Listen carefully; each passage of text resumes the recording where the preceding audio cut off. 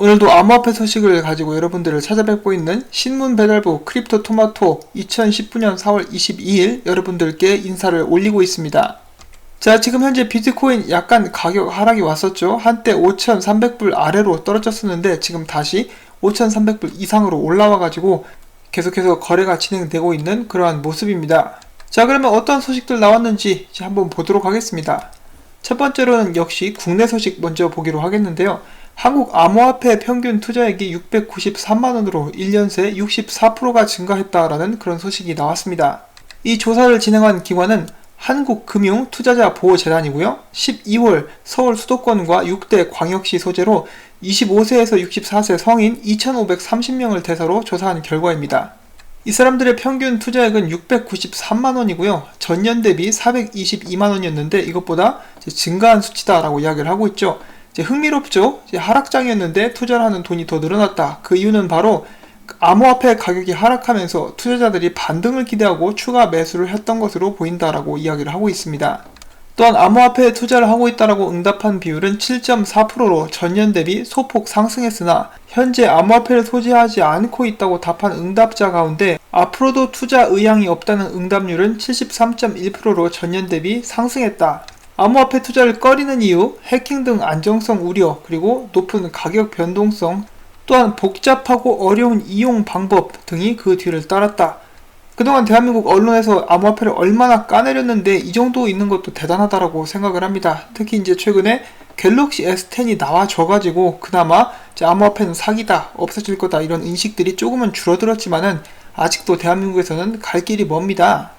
암호화폐 투자를 꺼리는 이유를 몇 가지를 더 추가하라고 한다면은 사람들이 손가락질 하니까 KBS랑 SBS 때문에 혹은 박상기가 무서워서 등을 추가를 할 수가 있겠습니다. 지금 암호화폐 투자한다라고 해서 비웃는 사람들은 나중에 반드시 그들이 세뇌당했었다라는 것을 깨달을 그런 날이 올 것이라고 생각을 합니다. 그때가 되면은 땅을 치고 후회하겠죠. 자, 그 다음에 유럽 최초의 증권형 토큰 거래소로 알려진 스마트밸러가 국내 시장의 문을 두드린다라는 소식이 나왔습니다. 그래서 우리 집에 왜 왔니? 한국에는 왜 기어들어온 거니? 라고 물어봤더니 한국 기술 스타트업들이 증권형 토큰 공개로 자금을 조달하기에 적합하다는 판단이 들어서 왔다라고 했는데 자식들이 한국이 만만하냐 니네?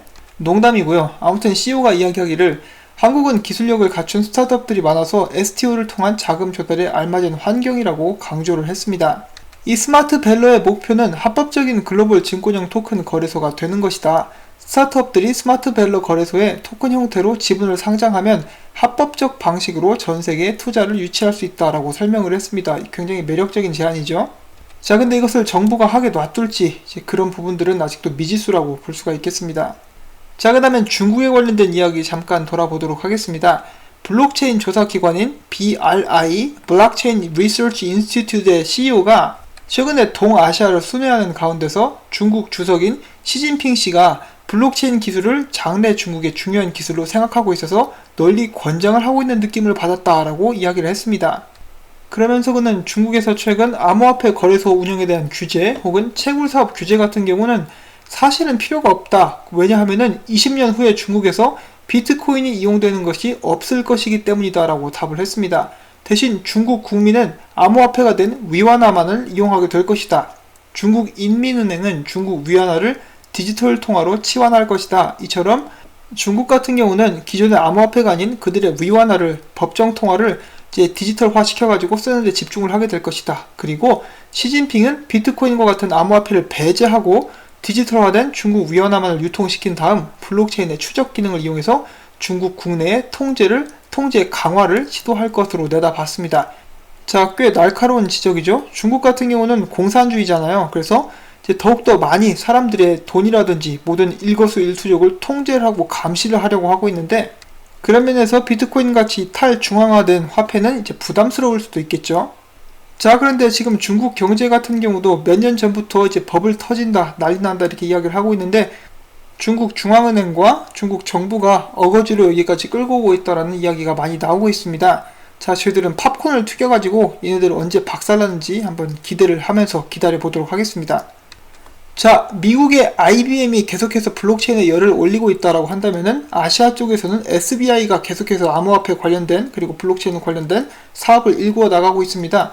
이 최근에 일본의 SBI가 베트남 최대 IT 기업인 FTP와 조인트 벤처스 합동투자 설립을 합의를 하였습니다. 자, 이 두 회사는 블록체인 기술을 이용한 포인트 시스템 구축을 위한 유탑의 설립을 위해서 3억 엔 이상의 공동 출자에 합의를 했고요.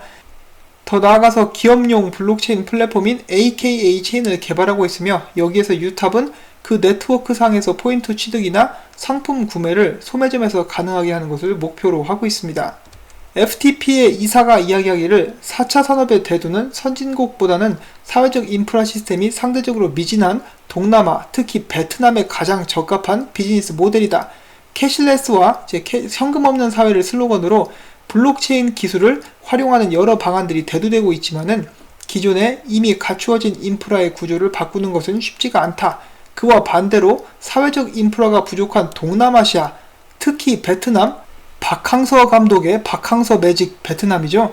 베트남은 쉽게 받아들일 준비가 된 국가다라고 이야기를 하고 있습니다.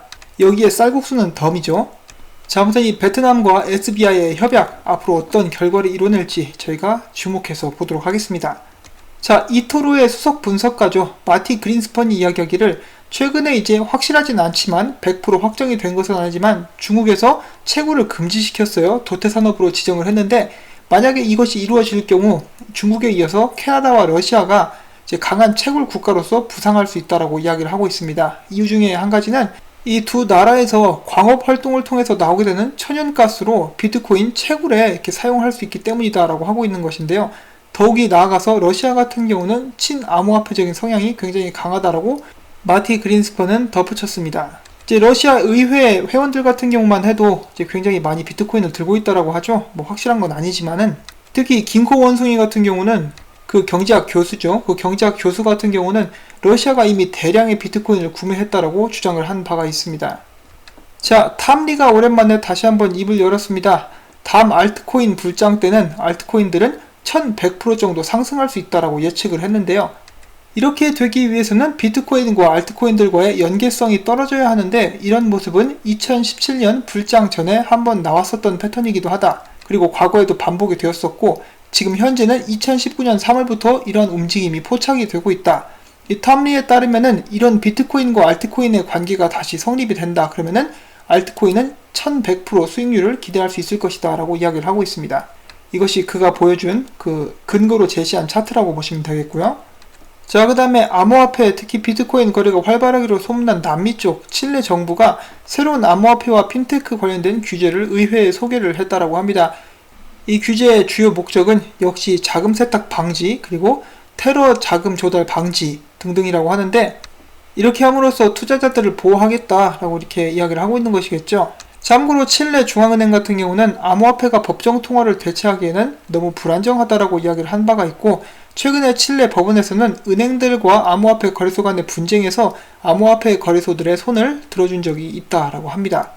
모건 스탠리에서 이야기하기를 블록체인 기반 결제, 데이터 공유 플랫폼을 이용하는 은행들이 220개에 육박한다라고 합니다. 이게 굉장히 많은 숫자라고 볼 수가 있겠죠. 이 금융계에서 블록체인은 이미 확실하게 자리를 잡았다라고 볼 수가 있겠습니다. 자, 최근에 메인체인 런칭으로 인해서 많은 주목을 받고 있는 바이낸스 덱스. 언론에서는 바이낸스 체인이 진정한 이더리움 킬러가 될 수도 있을 것이다 라고 이야기를 하고 있는데, 이것에 대해서 자오장펑이 이렇게 이야기했습니다. 바이낸스 덱스는 이더리움에 도전하지 않는다. 우리는 스마트 컨트랙트도 없다. 우리가 도전하는 것은 우리 자신의 바이낸스 거래 플랫폼 자신이다 라고 이야기를 했습니다. 이 자식이 또 멋있는 척 하네요. 자, 그리고 최근에 유명 암호화폐 분석가 및 경제학자인 알렉스 크루거가 이야기하기를 현재 비트코인 채굴 분익 손기점은 3,550달러 부근이라고 이야기를 하고 있습니다. 그래서 지금 채굴하고 있는 사람들은 이득을 보고 있는 것이죠. 이것을 인용을 해서 조셉 영이 이야기하기를 비트코인 채굴은 16개월이라는 암흑기를 거치고 다시 편안한 수익 창출을 위한 걸음을 내딛고 있다라고 덧붙였습니다. 자, 다행히 지금 현재 비트코인 가격이 높은 데서 이렇게 유지를 해주고 있죠. 자, 그런데 비트코인이 당분간 좀 큰 조정을 받을 수도 있을 것이다 라는 예측이 있습니다. 여기 보시면은 이 갤럭시라는 이제 유명 또 암호화폐 분석가라고 하는데, 이제 보면 이렇게 이야기를 하고 있습니다. 비트코인이 그동안 지속이 되었었던 그런 패턴들을 봤을 때 우리는 앞으로 4,600불과 4,800불대에서 횡보를 지속하게 될 가능성이 있다라고 이야기를 하면서 자신이 그린 차트를 공개를 했습니다. 상승 채널 내에서 이런 위에서 이제 그 저항선을 맞고 내려와서 아래쪽에서 횡보를 하고 다시 한번 6,800불대까지 이제 상승할 수 있을 것이다 라고 이야기를 하고 있네요. 자, 과연 이렇게 될 것인지. 그 외에 이 백만장자 너구리 같은 경우는 이번 주에 비트코인 관련해서 굉장히 큰 변동성이 예상이 된다라고 이야기를 하고 있습니다. 이 외에 다른 트윗에서도 그는 이제 앞으로 비트코인이 위로 크게 쏘거나 아래로 처박힐 수도 있다라고 이야기를 하면서 사람들에게 주의를 할 것을 이렇게 당부를 했고요. 여기 있는 그가 공유한 차트를 보시면은 이 녹색 선 위로 비트코인 가격이 치고 올라갈 경우 5,700불에서 5,800불까지 예상을 해볼 수도 있겠지만은 만약에 밑으로 떨어진다? 그러면은 이제 전저점 확인하러 갈 수 있는 가능성도 있다라고 무섭게 이야기를 해주고 있습니다. 이 공포의 너구리인데 그가 공유한 차트를 조금 더 크게 보면은 이렇게 생겼습니다. 이렇게 생겼고요.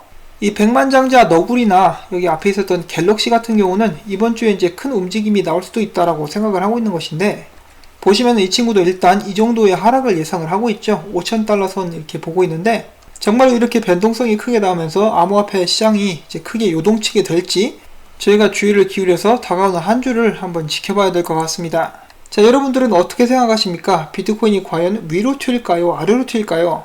어느 쪽이 됐었든 저희가 잘 준비를 하고 대처를 함으로써 이제 수익을 올릴 수 있는 그런 기회가 찾아왔으면 좋겠습니다. 자, 이렇게 해서 저는 오늘도 이제 신나고 박진감 넘치는 암호화폐 관련 소식을 여러분들께 전달을 해드렸고요. 저는 너구리나 한 마리 잡아가지고 끓여 먹어야겠습니다. 라면 이야기 하는 거고요. 여러분들 모두 힘내서 행복한 한 주를 시작하시고 계시기를 바랍니다. 제가 오늘 전달해드린 이런 소식들이 여러분들께 도움이 되셨다면은 제가 계속해서 채널을 유지하고 열심히 일을 할 수 있도록 광고 시청을 처음부터 광고가 끝날 때까지 꼭 이렇게 부탁을 드리고 싶습니다. 광고가 나오는 동안 일어나셔가지고 스트레칭도 하시고 물도 한 잔 쫙 들이키면은 이제 건강에도 좋겠죠. 그리고 토마토 밭에도 많은 도움이 되겠습니다. 시청해주신 여러분들께 진심으로 감사의 말씀 전하면서 전 다음에 새로운 소식 가지고 찾아뵙도록 하겠습니다. 안녕히 계십시오.